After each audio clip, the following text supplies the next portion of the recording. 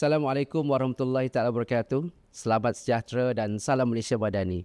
Alhamdulillah, kita berada dalam sesi yang kita namakan sebagai FN Podcast yang dibawakan oleh CIDB IBS Sdn Bhd dan dikuasakan oleh CIDB Malaysia.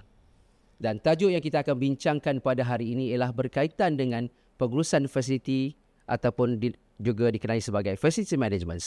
Dan untuk itu, untuk membincangkan topik khusus kita pada hari ini, sesi pada kali ini kita akan membawakan topik yang kita namakan sebagai Smart FMs. Okay, so apakah itu Smart FMs?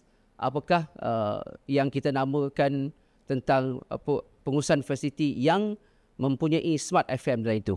Dan kepada penonton semua, untuk membincangkan topik yang menarik pada hari ini, kita bawakan sesi pada kali ini dua panelis yang hebat yang akan bersama-sama dengan kita dalam sesi pada kali ini untuk membincangkan topik Smart FM. Bersama-sama dengan saya pada hari ini, kita bawakan TS Rohana binti Abdul Manan yang merupakan pengurus besar bahagian pembangunan kontraktor dan personel CIDB Malaysia. Selamat datang Puan. Terima kasih. Dan kita juga ada Iron Lady of JKR Malaysia, Surveyor Dr. Syamilah Yaakob yang merupakan Juruukur Bangunan Penguasa Cawangan Perancangan Aset Bersepadu JKR Malaysia. Selamat datang Doktor. Terima kasih. Alhamdulillah. Jadi topik yang kita akan sama-sama lihat pada ini adalah berkenaan dengan Smart FM. Okay? Ianya menjadi satu daripada buzzword ataupun perkataan yang digunakan bukan sahaja di Malaysia tapi di seluruh dunia. People bercakap tentang Smart FM. Kami punya bangunan adalah bangunan yang smart. Bangunan kami adalah bangunan yang Smart FM. Tapi apakah itu sebenarnya Smart FM? Dan untuk itu kita nak lihat pada hari ini apa itu Smart FM. Apakah definisi yang kita boleh gunakan dalam konteks CIDB Malaysia sebagai regulator kepada industri pembinaan Malaysia. Dan kita nak lihat juga dalam konteks Smart FM ini dalam konteks pengurusan fasiliti terutamanya aset-aset kerajaan yang diuruskan oleh JKR Malaysia sebagai pengurus fasiliti lah bagi aset-aset kerajaan pada ini. Tapi tuan-tuan dan puan-puan, penonton semua, kalau kita nak bercakap, kalau kita nak berbincang tentang perkara ini, tak eloklah rasanya kalau kita berbincang tapi kita tak kenal orang yang kita duk berbincang tadi. Jadi untuk itu saya rasa eloklah kiranya saya nak minta panelis kita yang hadir pada hari ini untuk sama-sama membincangkan berkaitan dengan topik kita pada hari ini. Jadi saya mulakan dengan TS Rohana binti Abdul Manan. Mungkin Puan boleh ceritakan sedikit berkaitan dengan latar belakang Puan dan apa yang telah Puan laksanakan setakat ini berkaitan dengan peranan ataupun jawatan Puan di CIDB Malaysia. Silakan Puan. Terima kasih. Panggilan maja untuk Cik Mas lah saya panggil. Host kita pada kali ini. Okey.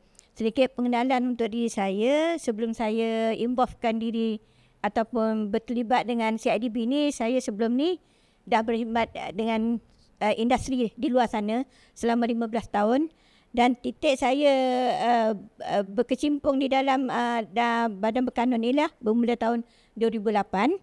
So di masa itu saya mengendalikan perakuan bahan binaan, standard bahan-bahan. Kemudian saya jadi pengarah CIDB Negeri Sembilan dan selepas itu saya dipanggil balik ke Ibu Pejabat untuk mengendalikan bahagian pembangunan kontraktor yang agak begitu asing bagi saya tetapi saya perlu belajar banyak benda dan sehinggalah diamanahkan untuk melihat balik facility management ini di CIDB. Apakah peranan CIDB di dalam facility management ni? Jadi itu saja sedikit pengenalan. Terima kasih Puan ya. Maknanya kenalah dengan orang yang kita bawakan khas pada ini untuk membincangkan berkaitan dengan pengurusan fasiliti ini pada ini. Terima kasih Puan atas sedikit pengenalan latar belakang Puan. Jadi kita beralih kepada panelis kita yang kedua, Surveyor Dr. Syamilah. Begitu juga kita nak sana soalan panas. Okey, kita nak tanya soalan panas. Soalan panas. Okay. Soalan panas ya. Boleh ceritakan sikit tentang latar belakang doktor. Silakan. Okay, terima kasih host. Jadi sebenarnya saya telah berkhidmatlah dalam industri pembinaan ni bermula selepas saya grad hari tu altogether lah sehingga 2025, 27 tahun. Okay, 27 tahun dan 5 tahun di dalam bidang pembinaan. 5 tahun dalam bidang akademik sebagai pensyarah, dan saya daripada pensyarah saya berkhidmat di Jabatan Kerja Raya Malaysia itu 17 tahun lah, untuk dalam cawangan yang melibatkan pengurusan aset kerajaan, iaitu cawangan pengurusan aset bersepadu. Jadi selama 17 tahun saya telah berkhidmat untuk dua cawangan je. Untuk pos saya lah sebagai juruk kebangunan di bahagian dasar dan juga polisi, dan di bahagian operasi iaitu di cawangan Senggara Fasiliti Bangunan, yang mana pelaksanaan operasi yang melibatkan keseluruhan aset-aset kerajaan yang perlu disenggara dan perlu diuruskan secara pengurusan aset. Okay, terima kasih Doktor atas penalaran ringkas berkaitan dengan diri dan juga pengalaman dan apa yang sedang dilaksanakan di agensi masing-masing. Jadi seperti yang saya maklumkan tadi ataupun kita di awal rancangan tadi, pembukaan rancangan tadi, kita nak berbincang berkaitan dengan Smart FM lah. Jadi saya nak post soalan ini kepada Puan. Orang bercakap tentang Smart FM. Adakah ianya cukup dengan bila kita memasang sensor itu dah dikira sebagai Smart FMs? Jadi apa pandangan Puan tetap berkaitan dengan perkara ini? Silakan. Okey, terima kasih host. Kalau kita kata Smart FM sekadar kita pasang sensor je dekat pintu ke, pada saya dia belum masih mencapai tahap sebenarnya kita nak kata smart teknologi. Dia merangkumi macam sensoring, IoT, dan juga kita preventive maintenance. So sekiranya kita dapat menyatukan semua elemen-elemen ni seperti di dalam definisi FM itu sendiri, di mana menggabungkan manusia, people, place, itu tempat, dan kita ada juga prosedur dan juga teknologi. Dan itu menjadi functionality of the FM itu sendiri. Itu pada saya definisi sebenarnya. Kalau kita nak kata Smart FM itulah. Okey. Itu rasanya pandangan ringkas berkaitan Smart FM. InsyaAllah selepas ini kita bincangkan dengan lebih lanjut berkaitan dengan Smart FM Puan. So saya beralih kepada Surveyor Dr. Syamilah berkaitan dengan Smart FM ni.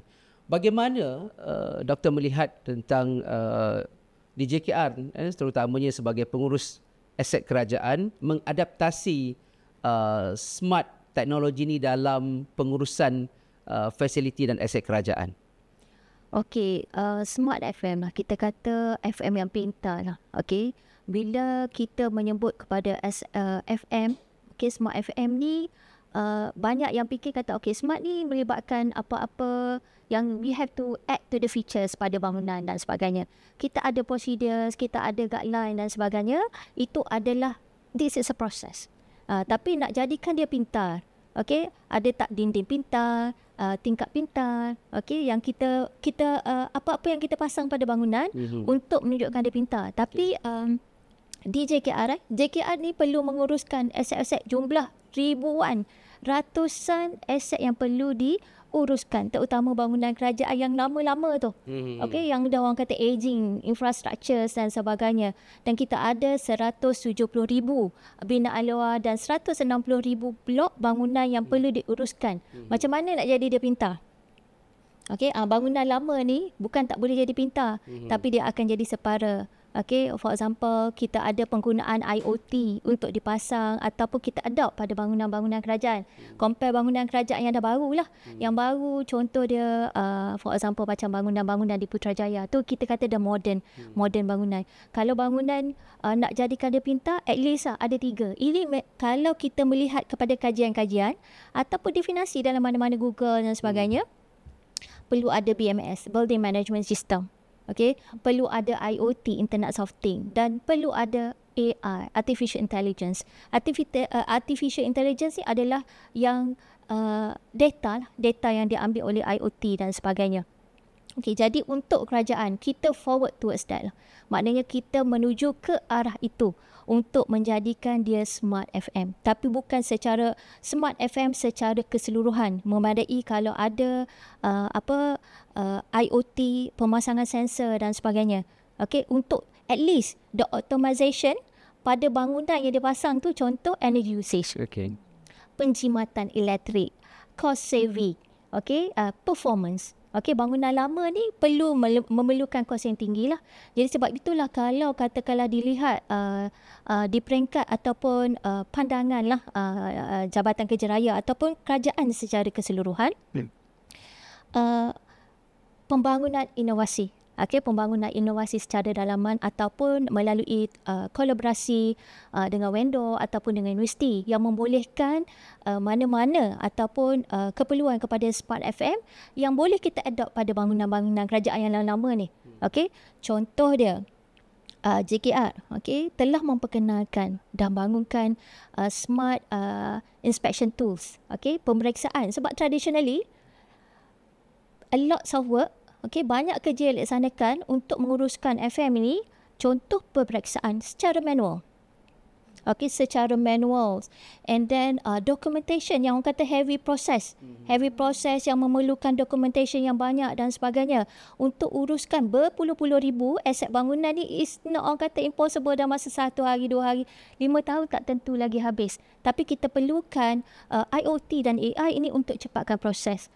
Contoh dia adalah penggunaan IP card. Sistem IP card ni nama IP card lah. Okay. Of course aku ada catchy word IP card lah. IP card. Kita pakai clipboard kan bawah. Yes. Yes. IP card ni adalah penilaian keadaan aset atas talian yang mana untuk memudahkan inspection untuk dilakukan lah. So daripada penarafan, daripada IP card yang kita laksanakan melalui mobile phone. Okey, telefon bimbit je kita pergi mana-mana, kita melaksanakan pemeriksaan dengan menggunakan telefon bimbit dan laporan di-generate daripada komputer. Hari ni buat, petang dah siap. Semaknanya kita boleh membuat laporan secara real time. Yes, real time. Itu nama dia. Bila real time, smartphone adalah tools kita kata sebagai IoT, Internet of Things yang kita gunakan untuk laksanakan pemeriksaan. So, hasil analisis dia adalah AI. Kita menggunakan platform untuk capture the data, untuk hasilkan analisis untuk decision making, terutama untuk membuat perancangan predictive maintenance dan perancangan penyelenggaraan jangka pendek dan juga jangka panjang. Selain pada itu, untuk facility management bagi pemantauan yang melibatkan FM contractor, kita ada SPFB, Sistem Pengurusan Fasiliti Berpusat, di mana ini adalah kolaborasi yang dilaksanakan bersama dengan vendor. Okay. Vendor untuk customize berdasarkan kontrak masing-masing dan dilaksanakan oleh kontraktor FM yang melaksanakan semua projek-projek kerajaan seluruh Malaysia. Di mana tujuan SPFB ini adalah yang pertama kita nak monitor performance of the contractor. Cepat ke, lambat ke, melalui dashboarding lah.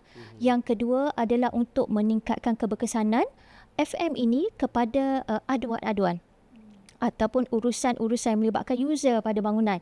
Sebab yang ni people satisfaction at the end of the story adalah kepuasan pelanggan berdasarkan kepada kontrak-kontrak yang ditawarkan lah. Dan yang ketiga kita ada SB. Lebih kurang lah nama SPFB. Sistem semuanya pengurusan sekolah ya. Sistem pengurusan senggara. Okey, berpusat di mana pemantauan untuk semua projek-projek pemantauan kos lah ni untuk semua projek-projek senggaraan yang melibatkan bangunan-bangunan kerajaan. So that maknanya the adoption, the Smart FM ini kita telah laksanakan lah untuk dilaksanakan mana-mana projek yang melibatkan JKR, kita menggunakan sistem-sistem yang ada ini untuk ke arah. Maksud dia ada. Bukan zero, start from scratch and so on. Cuma kita perlu enhancement lah. Maksud dia peningkatan untuk penggunaan secara lebih meluas. Okey, jadi daripada situ ini adalah merupakan saya nampak dia adalah satu platform untuk kita terus berdaya maju untuk dapatkan maknanya selepas ni mungkin nak pasang sensor yang berkaitan. Okey, sensor yang ada ni untuk Jabatan Kerja Raya Malaysia memang kita dah pasang lah. Okey, ada sebab kita ni adalah model.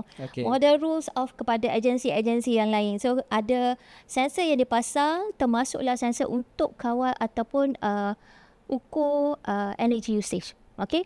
Jadi terbukti yang untuk Blok F Jabatan Kerja Raya Malaysia tu bangunan lama tahun 1977. Wow. What do you expect? Dia punya BEI dia 2 tahun 2011 135 kilowatt.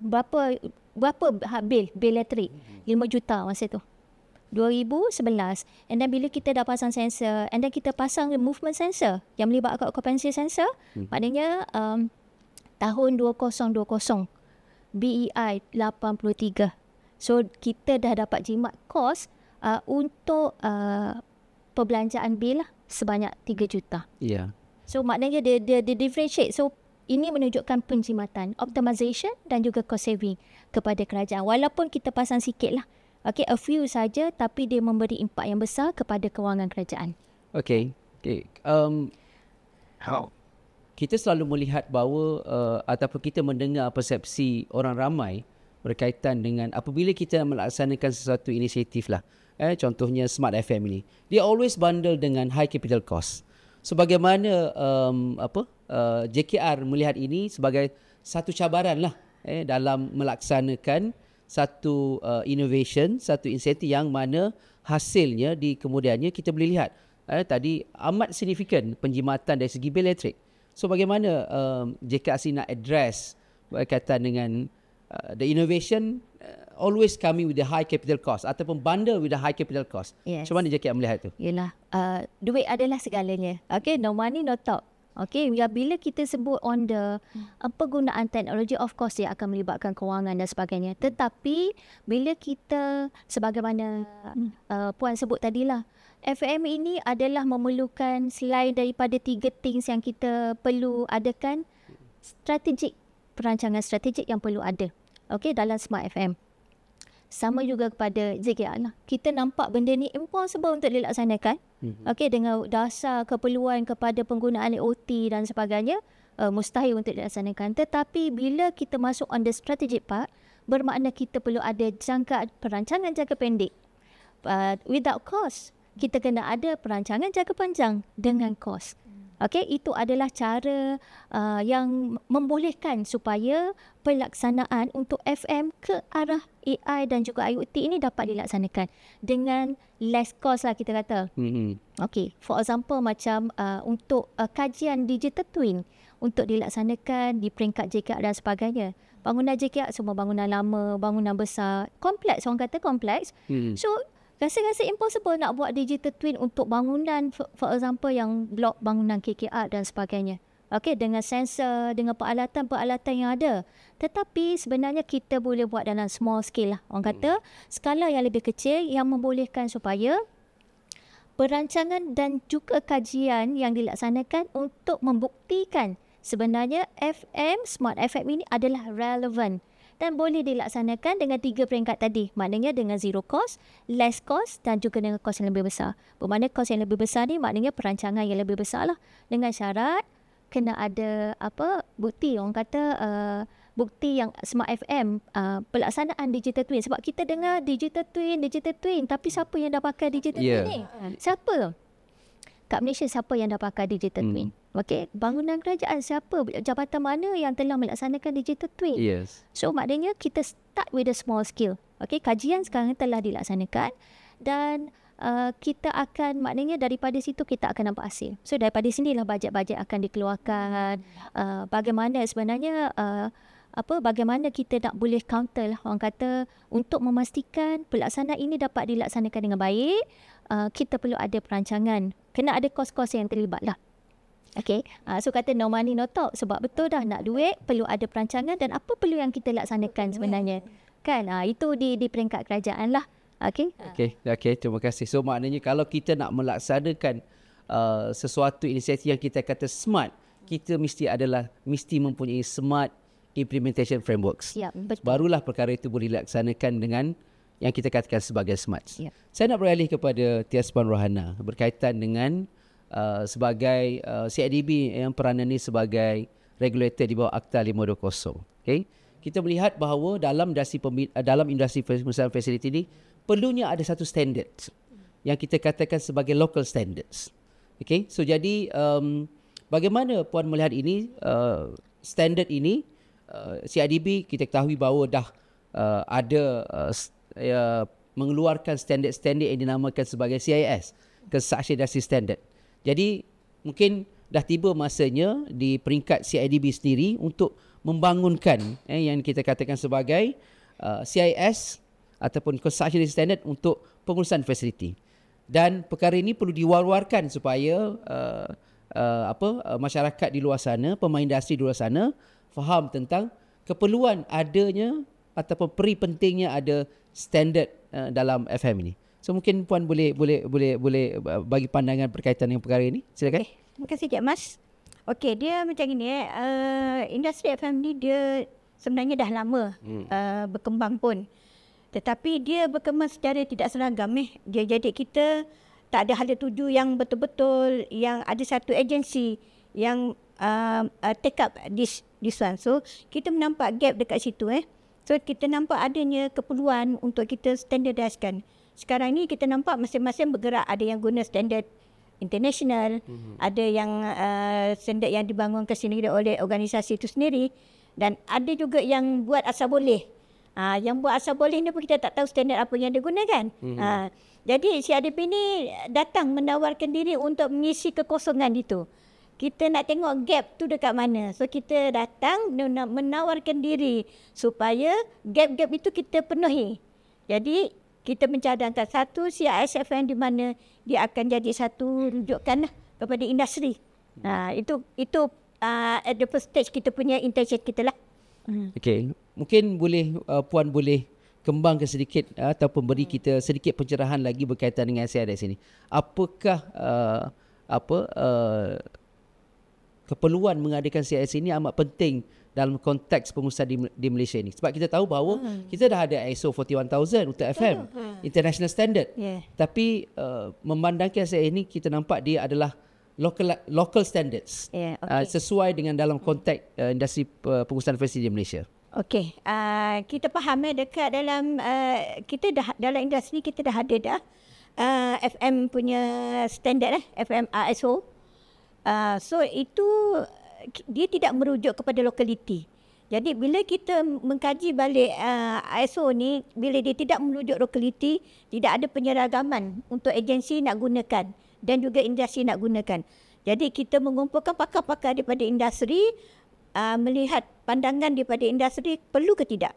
So daripada pandangan yang dapatan kita melihat ada keperluan untuk kita wujudkan CISFM ni kerana kita nak seragamkan praktis di Malaysia. Kita suitkan dengan kita punya localize kita, sosio budaya dan kita punya maksud dari macam ekonomi kita tu kita suitkan dengan kita punya environment. Itu kita akan jadikan satu dokumen rujukan untuk industri. Okey. Mungkin ada pandangan daripada doktor berkaitan dengan what's the important to have a local standard for the facility management. Okey, saya melihat construction industry standard ni adalah perlulah sebenarnya. Okey, dibangunkan oleh CIDB sebab dia adalah secara general. Sebab kalau katakanlah di JKR pun kita ada standard, kita ada dasar, kita ada polisi, kita ada spek yang berkaitan dengan FM dan sebagainya. Tapi dia adalah fokus kepada bangunan-bangunan kerajaan. Okey, how to do it, nak buat macam mana dan sebagainya. CIS ini dia merangkumi secara keseluruhan. Okey, yang maknanya comply dengan industri di Malaysia. Kadang-kadang betul lah Puan sebut tadi, macam-macam ada yang follow dan tidak follow dan sebagainya, dan cuma yang penting adalah bagaimana practitioner ataupun FM di luar ini dia faham sebenarnya untuk melaksanakan kerja FM dan peranan dia sebagai FM contractor itu itself. Okey, sebelum maknanya di CIS ni diperlukan di peringkat awal lah. Maksud dia panggil enforcement dia yang perlu ada di peringkat industri di Malaysia. Okey, yang ini selaras jugalah keperluan kepada desain yang akan dilancarkan, yang akan dibangunkan bila lah. Okey, maknanya keperluan CIS itu ada di situ dan diperlukan, dan dia memang adalah sesuai untuk digunakan di Malaysia.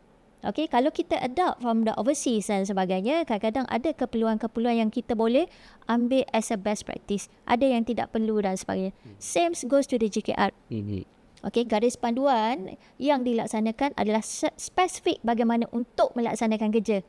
Okey, jadi yang general ni kita make it general lah, supaya FM di luar sana bila dia buat melaksanakan ataupun melaksanakan kerja-kerja JKR ni, dia tak sebenarnya tak ada standard sebelum ni dia buat, tiba-tiba ada guideline yang dia perlu follow, terutama untuk projek-projek kerajaan. Itu yang dia jadi timbul kekeliruan dan sebagainya lah. Okey. Saya tertarik bila doktor sebutkan berkenaan dengan design. Okay. Mungkin penonton-penonton di luar sana tu nak tahu jugalah sedikit berkenaan apa itu design sebenarnya. Silakan. Okey, design ni adalah dasar senggara infrastruktur aset negara lah. Okey, yang dibangunkan oleh Kementerian Kerja Raya. Dan keperluan dasar ni adalah sebab dia orang confuse kan, kita dah ada DIPAK, dasar pengurusan aset kerajaan, dan apa beza dengan design? DIPAK ni adalah untuk aset kerajaan. Tapi design ni adalah yang melibatkan semua industri player dalam Malaysia. Okey, dan konsep dia adalah sama, yang bermula daripada peringkat perancangan sehingga perobohan sesuai dengan Akta 520. Jadi mana-mana yang melibatkan, yang melaksanakan kerja-kerja FM, senggara atau operation dan sebagainya akan tertakluk kepada desain. Jadi desain ni masih lagi dalam peringkat pembangunan. Okey, dan akan dilancarkan bila-bila masa je lah. Okey, itu akan dilancarkan dan tertakluk kepada keperluan dasar ini sesuailah CIS tadi. Jadi dia sebenarnya, jadi jangan confuse antara DIPAK, dasar pengurusan aset kerajaan, dengan desain. Okey, DIPAK hanya fokus kepada bangunan kerajaan dan desain ni adalah fokus secara keseluruhan yang melibatkan bangunan industri ataupun yang dekat luar, kilang infrastruktur, aset-aset yang ada yang melibatkan aset air dan sebagainya, dia akan tertakluk pada desain nanti. Maksud doktor sekali dengan infrastruktur lah. Yes, betul, infrastruktur. Jadi kita dah boleh melihat bahawa industri pengurusan fasiliti Malaysia ini akan dicorakkan atau akan bergerak atas satu dasar yang sama, yang standard, dengan adanya dasar tadi dan adanya CIS yang sedang dibangunkan oleh pihak CIDB bersama dengan pakar-pakar industri lah. Jadi saya nak tanya kepada Puan lah, okay? Kita bercakap tentang dalam konteks buzzword sekarang ini tentang AI, tentang BIM, IoT dan sebagainya. Okay? Pada pandangan Puan lah kan, boleh ke teknologi ini membantu kita menjaga atau memelihara aset atau fasiliti dengan lebih efisien? Apa pandangan Puan tentang perkara ini? Kita melihat benda tu memang boleh sangat bantu. Maknanya kalau kata tak boleh bantu, kalau kata kos pengurusan tu makin tinggi, something wrong somewhere lah. Okay. Betul tak? Kalau doktor bersetuju kan? Ya, betul. Jadinya sepatutnya dia boleh bantu kita banyak lah. In fact, Kementerian Kewangan Malaysia pun telah mengeluarkan satu keliling di mana perkeliling PK 1.15 di mana projek-projek 10 juta ke atas wajib guna BIM. BIM adalah salah satu daripada AI jugalah.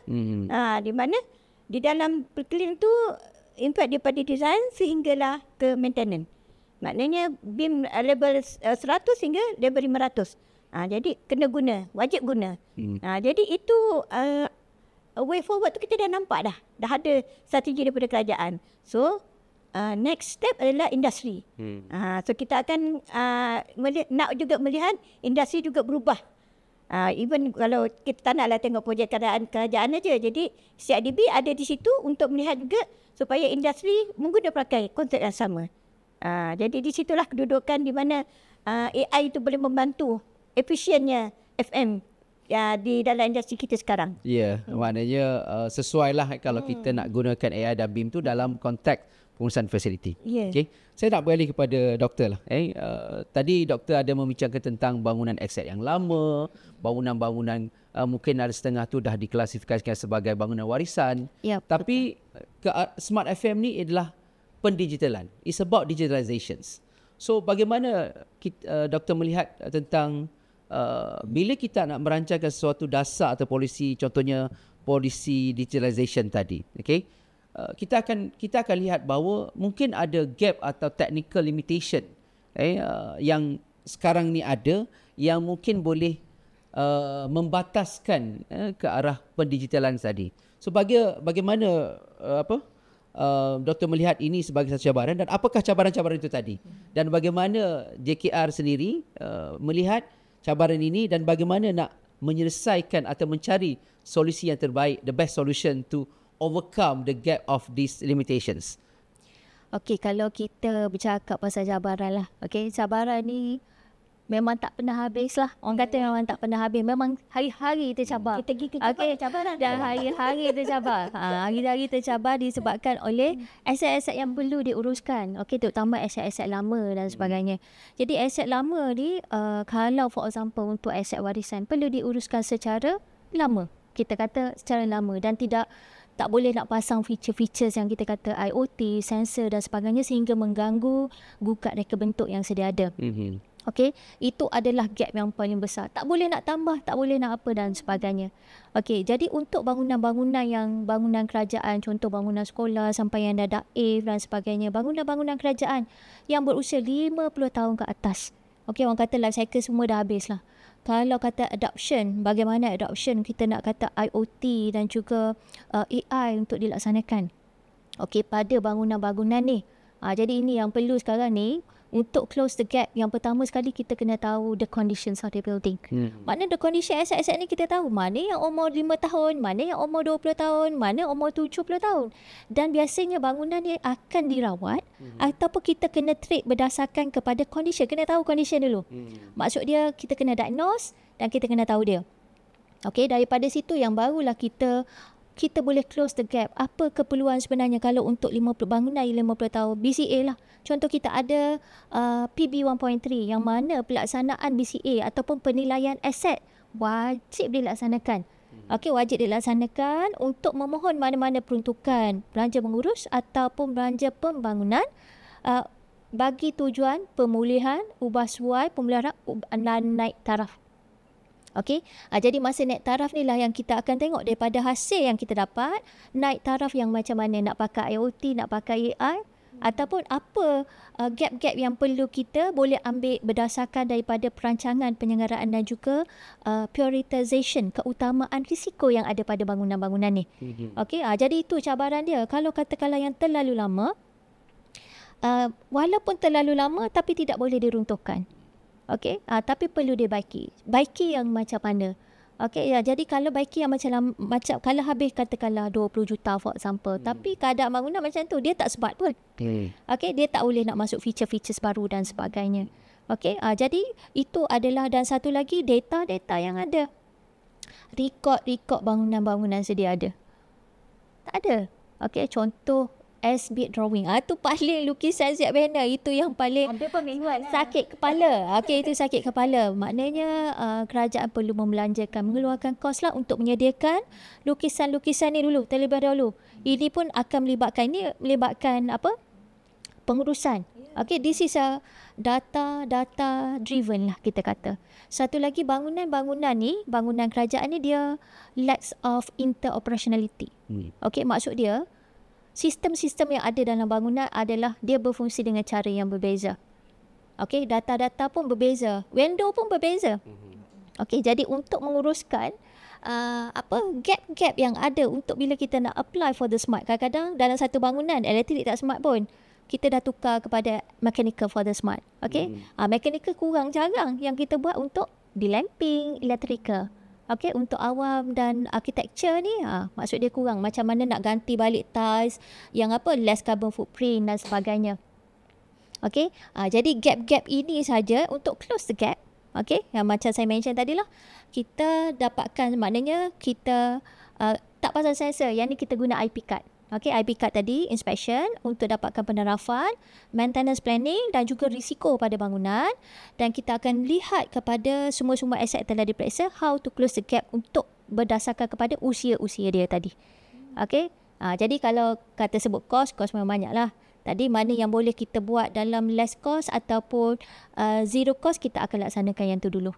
Okey, kalau untuk skala yang besar, ini akan melibatkanlah pelantikan perunding dan sebagainya. Penting data big data penting. Maknanya keperluan kita untuk mengadakan data yang kita katakan sebagai big data tadi dan mengaplikasikan data analytic tools yang adalah untuk memberikan maklumat dan juga solusi kepada perkara-perkara yang kita bincangkan tadi. Tadi kita melihat dalam perbincangan kita tadi banyak potensi-potensi atau peluang-peluang yang kita lihat. Ini adalah peluang yang terbaik terutamanya kepada anak-anak muda lah. Jadi macam mana kita rasakan anak-anak muda ini boleh terlibat dalam industri FM ini? Sebab kita memerlukan anak muda yang bekerja, yang akan membawa misi dan visi di masa hadapan nanti untuk meneruskan atau membangunkan industri FM ini. Tetapi anak-anak muda ini memerlukan kompetensi. So macam mana dan kerja FM ni kita tahu kerja yang tak glamour. Kerja belakang tabir lah. Orang bekerja kalau kita kata kerja di bawah dekat basement, kita nak buat di belakang bangunan dan sebagainya. Kalau kita katakan sesuatu, katakan bangunan kerajaan, kita tak nampak orang yang buat kerja FM ini. Di airport sebenarnya kita tak nampak orang buat kerja FM ini. Mungkin kita masuk tanah, kita nampaklah cleaner tu tadi. Tapi kerja FM ni kan satu kerja yang tak glamour. So ianya akan berkaitan dengan peluang pekerjaan yang ada, dan juga tahap kecekapan yang perlu ada. Jadi bagaimana CIDB sebagai satu sebagai regulator dalam industri ini melihat tentang peri pentingnya kepada penglibatan anak-anak muda ini dalam industri FM ini, dan bagaimana dan apakah program-program yang dirancang ataupun sedang dilaksanakan di bawah CIDB Malaysia berkaitan dengan kompetensi bagi FM ini. Mungkin Puan boleh bagi sedikit input berkaitan dengan kuari ini. Okey, terima kasih Cik Mas. Doktor ya? Ya. Okey, CIDB ni kita melangkah bersama seiring dengan perkembangan FM, sebab kita dah mengambil serius ke arah perkembangan FM di Malaysia sendiri. So pertama kita fokuskan kepada dulu belum ada lagi pengkhususan kita sentuh dulu tentang kontraktor lah. So dulu tak ada pengkhususan kontraktor. So bila kita dah seiring dengan perkembangan industri, kita wujudkan pengkhususan FM ni, iaitu FM 01, dan juga kita wujudkan lagi FM 02, iaitu untuk healthcare. So kita dah ada 2 pengkhususan untuk FM. Kemudian kita ke arah personal pula, kita wujudkan pula FME untuk eksekutif dan juga FMM untuk manager. So kita dah keperluan untuk personal tu, kita dah mappingkan dengan pengkhususan. So peluang tu kita dah buka sikit-sikit, so makin ada. So selain daripada itu, tadi Cik Mak kata kerja FM di belakang tabir kan. So kita selak tabir tu, kita buka tabir tu. So kita sekarang kita jangan ingat kerja FM tu hanya sekadar tukar lampu, pegang mop, pegang penyapu. Dia bukan itu. So kita nak angkat anak-anak muda ini kepada peluang pada big data. Big data sebab kita dah kata tadi IoT, kita ada AI dan sebagainya. So peluang-peluang itu dia ada kat situ. Kita perlukan dalam bidang teknologi, untuk data, untuk impak langsung kepada kelestarian dan kehidupan manusia. Banyak benda yang kita perlukan tenaga-tenaga ni untuk sensoring data, untuk AI prediction punya maintenance, green technology. Banyaklah benda yang perlukan pakar-pakar. Di mana kita perlukan anak muda ni tampil untuk berkecimpung di dalam bidang FM ni. Jadi mungkin ada program-program khusus yang dilaksanakan di bawah CIDB? Okey, di CIDB sini kita ada BIM, di mana kita ada BIM Center, di mana untuk BIM 100 to 400 kita ada kursus di situ.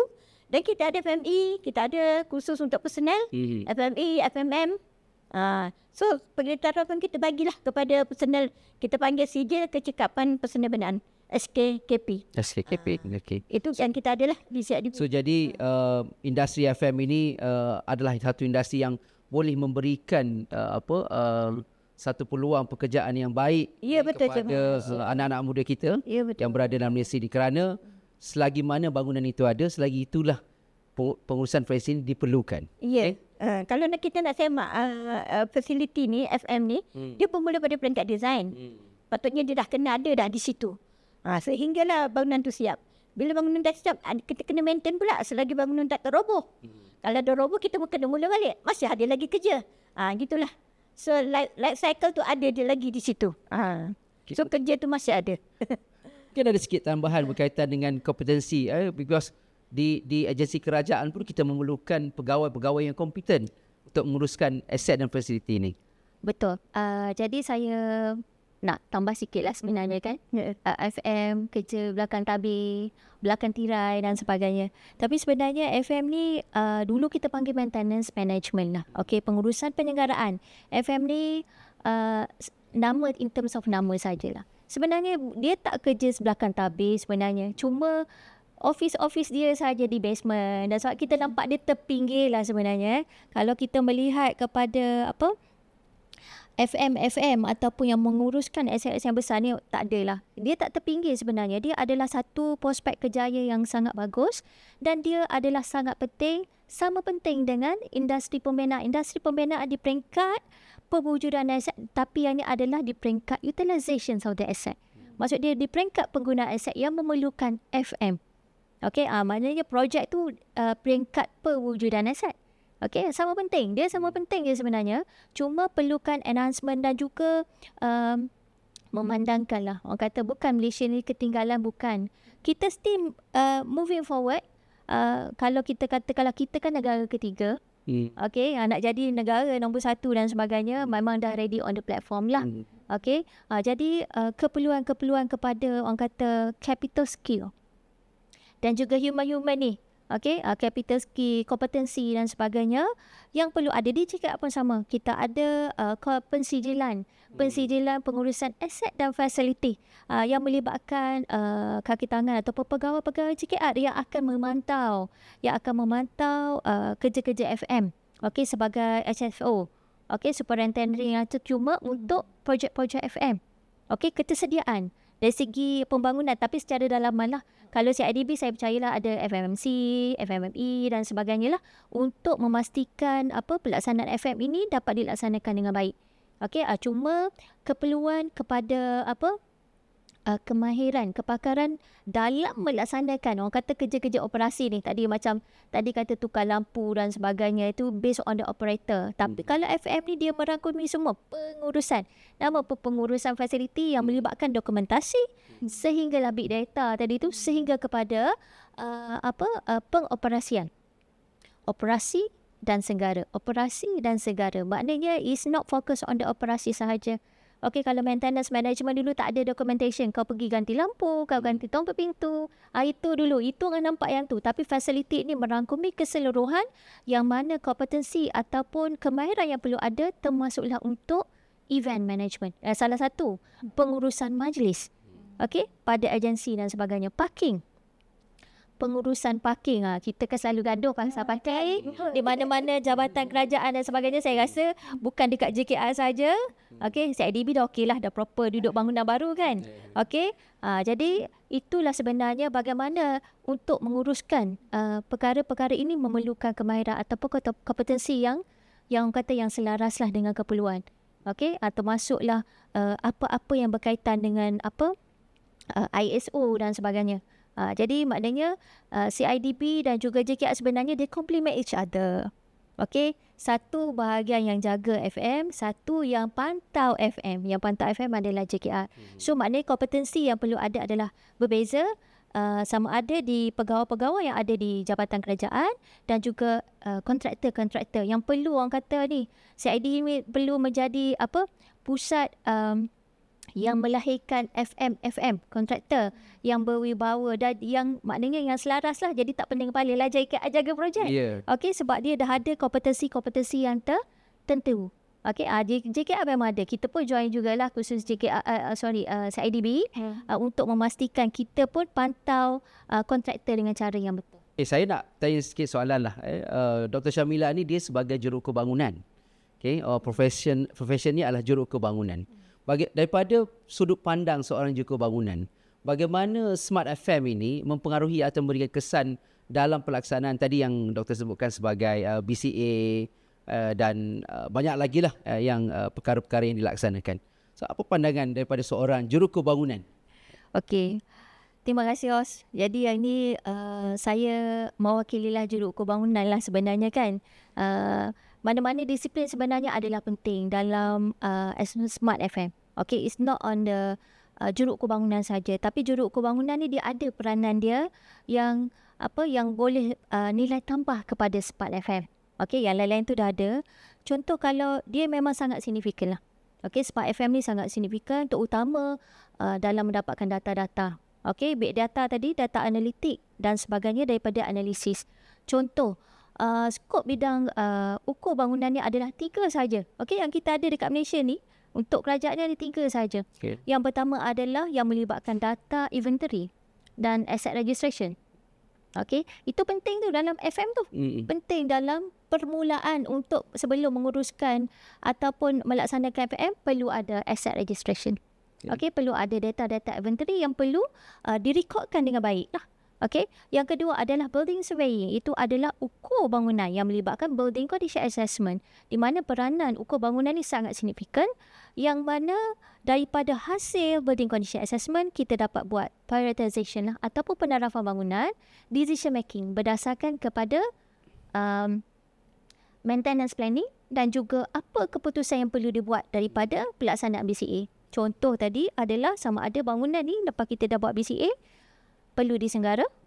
Okey, maknanya kalau perlu disenggara adalah kos untuk senggara, ataupun perlu diubah suai, ataupun perlu dinaik taraf. Okey, decision making di situ dia sangat signifikan lah. Okey, dan juga dari segi kompetensi BS itu sendiri, dan kompetensi adalah berbeza. Kalau tengok dengan engineers, arkitek dia bukan tak terlibat dengan Smart FM. Kalau arkitek BIM, okey, engineer pun ada juga keperluan BIM. BS pun, building survey pun ada keperluan BIM di situ, di mana kerja-kerja pelaksanaan untuk membuat pengukuran semula pada bangunan-bangunan yang melibatkan lukisan terukur. Di sinilah penggunaan IoT, scanner, 3D scanner dan sebagainya, how to translate daripada scanner ke BIM. Okey, dan menggunakan AI dan sebagainya. Dan bagaimana analisis boleh dilaksanakan daripada pelaksanaan tersebut. Okey, yang ni yang melibatkan kerja-kerja pengukuran semula. Okey, ukur balik bangunan. Okey, kalau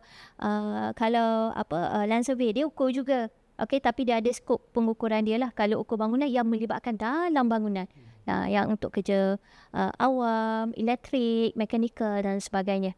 Okey, itulah nak kata dia, peranan dia, dan yang ketiga adalah yang melibatkan pengurusan bangunan. Okey, skop dia yang ketiga adalah pengurusan bangunan yang melibatkan FM, maintenance management, fire, dan sebagainya. Jadi untuk menguruskan bangunan dia kena ada knowledge on the Smart FM dan sebagainya. Smart tu dulu FM je, kita tambah smart kat belakang sebab dia guna yang canggih-canggih, alat yang canggih, tools yang ada dan sebagainya. Sebenarnya this is smart tu adalah tools. Okey, tools tu murah-mahal saja.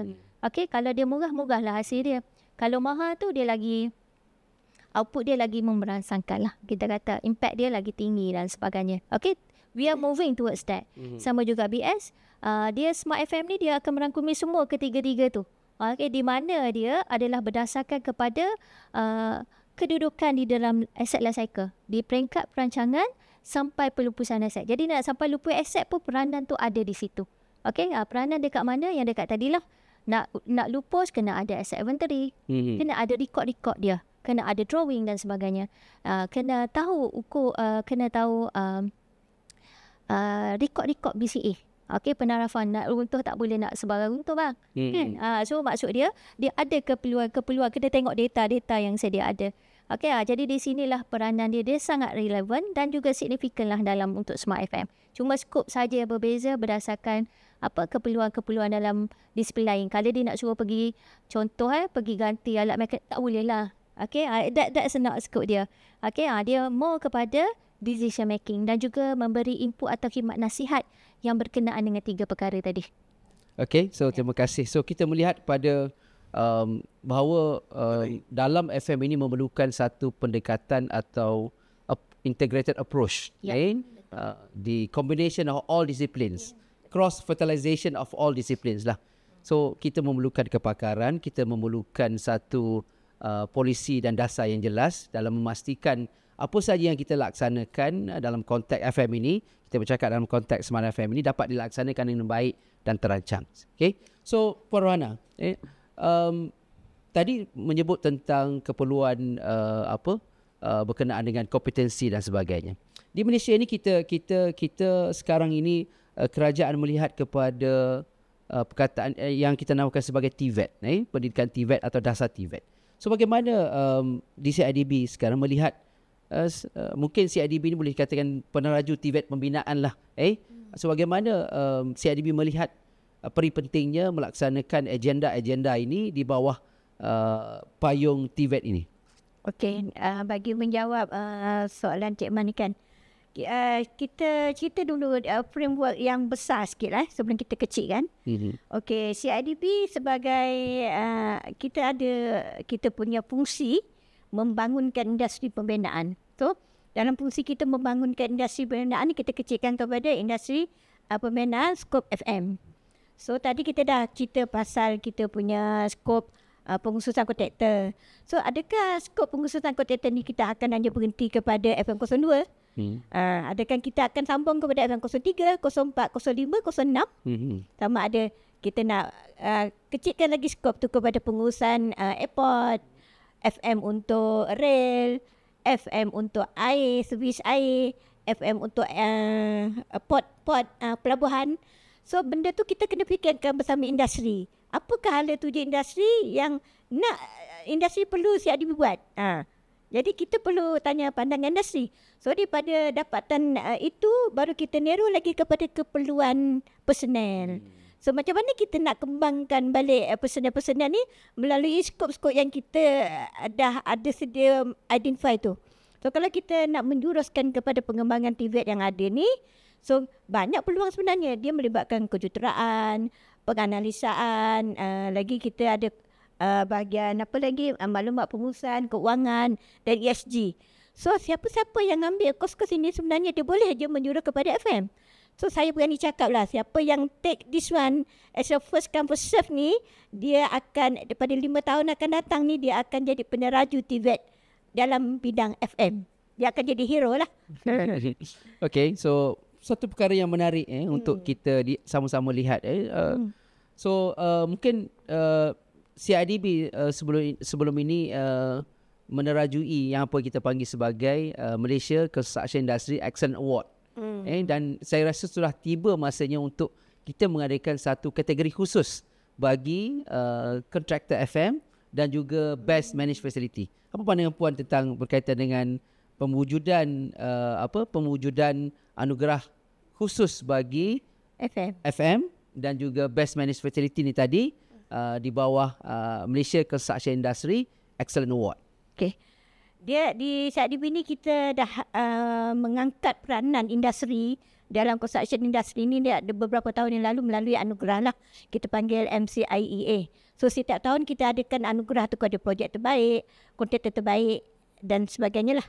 So bila kita melihat FM ni satu skop yang kita sudah ambil perhatian, maknanya kita sudah mula memberikan perhatian kepadanya, kita rasa perlu kita mengangkat skop ini lagi ke arah yang lebih tinggi. So kita mencadangkan untuk memberi pengiktirafan kepada kontraktor FM dan juga projek FM. So sekarang kita sedang membangunkan kriteria dia. Once kita siap, kita jangkakan tahun hadapan kita tambah satu lagi anugerah di dalam MCIA, iaitu kontraktor FM dan juga projek terbaik FM. Jadi itu satu perkembangan yang menarik kepada pemain-pemain industri di mana CIDB sendiri sebagai salah satu agensi kerajaan telah mula melihat ini peri pentingnya kepada pengiktirafan terhadap pemain-pemain industri terutama dalam Malaysia FM. Okay? Jadi kita telah berbincang banyak pada sesi kali ini. Saya rasa masa dia berikan pada kita ni tak cukup. Masih banyak lagi perkara-perkara yang kita nak bincangkan. Tapi itulah kita mempunyai kekangan waktu yang ada dan saya rasa kita dah sampai kepada penghujung rancangan atau penghujung sesi kita pada ini, dan saya nak minta lah mungkin daripada kedua-dua panel yang sudi hadir pada ini untuk memberikan sedikit ulasan dan kita katakan closing note lah bagi sesi podcast pada kali ini. Mungkin kita mulakan dengan TS Puan Rohana dulu, silakan. Okey, saya ambil kesempatan ini untuk war-warkan kepada kontraktor di luar sana. Kita ada upcoming program, ada 2. Satu seminar FM di Sarawak di mana kita akan adakan pada 4 September. Di mana seminar ni kita nak himpunkan semua penggiat industri FM untuk mengambil peluang di Sarawak apa yang ada. Dan kita buat kerjasama bersama dengan Kerajaan Negeri Sarawak, Pejabat Premier. Dan kita akan kongsikan dan kita akan bawa teknologi-teknologi yang ada supaya kita pun boleh berkongsi dengan pemain-pemain di Sarawak. So seminar yang kedua kita ada FM seminar bersempena dengan ICW nanti bulan 10. So sama-samalah sentiasa ikuti perkembangan daripada CIDB. Okey, terima kasih Puan. Doktor, silakan. Okey, yang ini kira last lah ya. Ya.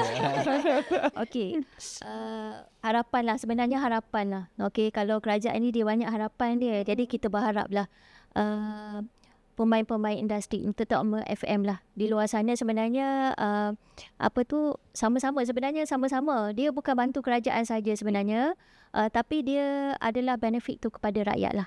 Okey, yang menggunakan aset, terutama at the end, kerajaan ni at the end of the story adalah penjimatan secara keseluruhan, di mana tanpa penggiat industri terutama FM, tak maintain lah bangunan, orang kata. Tak maintain lah bangunan dan sebagainya. Jadi harapan kerajaan, okey, supaya kita dapat lagi lebih ramai sebenarnya pemain-pemain industri terutama FM ini di luar sana. Okey, kalau tengok tak sampai 1,000 lagi kan. Okey, baru 666 tak sampai 1,000 lagi tu. Maknanya kita banyak choice terutama untuk menguruskan aset-aset kerajaan. Okey, banyak sangat aset kerajaan tak sempat nak menguruskan semua. Jadi kita perlukan sumber-sumber tenaga dengan orang kata kepakaran-kepakaran FM. Jadi FM yang kat luar pun perlu bersedia dari segi kemahiran dan kepakaran yang ada untuk menguruskan, untuk bantu kerajaan untuk menguruskan aset-aset kerajaan yang sedia ada. Bukan aset kerajaan saja, termasuklah aset-aset yang lain. Okay, so terima kasih kepada kedua-dua panelis kita pada hari ini yang saya rasa banyak sangat yang telah bincangkan tentang berkaitan dengan isu yang kita bincangkan atau perkara yang kita bincangkan pada hari itu Smart FM. Jadi sekali lagi mewakili CIDB, IBF dan CIDB Malaysia mengucapkan ribuan terima kasih kepada TS Puan Rohana dan juga Sebaik Dr. Syamilah atas kesudian untuk hadir pada hari ini menjawab persoalan-persoalan atau memberikan input-input yang berguna dalam perbincangan kita di bawah tajuk Smart FM. Jadi tuan-tuan dan puan-puan dan penonton sekalian, sebelum sesi podcast kita ini berakhir, saya ingin mewar-warkan sekali lagi, mempromosikan program yang akan dilaksanakan oleh CIDB Malaysia. Program yang pertama pada 4 September 2025, CIDB Malaysia dengan kerjasama Kerajaan Negeri Sarawak, Pejabat Premier Kerajaan Sarawak akan mengadakan apa yang kita namakan sebagai Sarawak Facility Management Industry Engagement Day yang akan diadakan di Kuching, Sarawak pada 4 September 2025. Dan yang kedua ialah akan diadakan juga sempena dengan International Construction Week 2025 atau 2025, Facility Management Engagement Day yang akan diadakan pada 29 Oktober 2025. Stay tune tuan-tuan dan puan, tunggukan maklumat-maklumat terkini dan maklumat-maklumat terbaru berkaitan dengan event-event yang saya telah nyatakan tadi. Dan sekali lagi saya sebagai hos anda Masih Yang Amat mengucapkan terima kasih kepada panelis kita yang sudi hadir pada ini. Dan tuan-tuan dan puan-puan, stay tune dan tunggukan episod-episod podcast yang akan datang. Sekian, terima kasih. Wabillahi taufiq wal hidayah. Assalamualaikum warahmatullahi taala wabarakatuh dan terima kasih.